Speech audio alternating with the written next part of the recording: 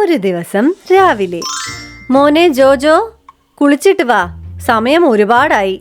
അല്ല അമ്മ, എന്തിനാ നമ്മൾ എപ്പോഴും കുളിക്കുന്നേ? കുളിക്കുമ്പോഴല്ലേ നമ്മുടെ ശരീരം വൃത്തിയാവുന്നത്, അതല്ലേ ആരോഗ്യം.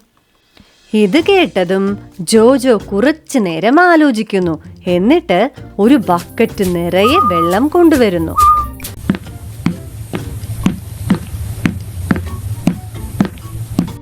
A few moments later.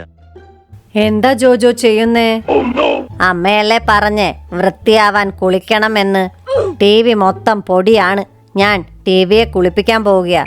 അയ്യോ മോനെ, ഇലക്ട്രിക് ഉപകരണങ്ങളിൽ ആരെങ്കിലും വെള്ളം ഒഴിക്കുമോ? അത് കേട് വന്നു പോകും. നല്ല സോഫ്റ്റ് തുണിയെടുത്ത് തുടച്ചാൽ മതി. ഓക്കെ അമ്മ, ഇപ്പൊ മനസ്സിലായി.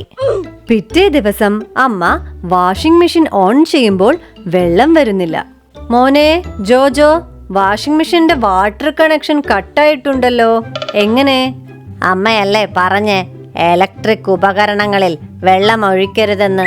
അതുകൊണ്ട് ഞാനത് ഡിസ്കണക്ട് ചെയ്തു. ബുദ്ധിശാലി. ഹി ഹി ഹി.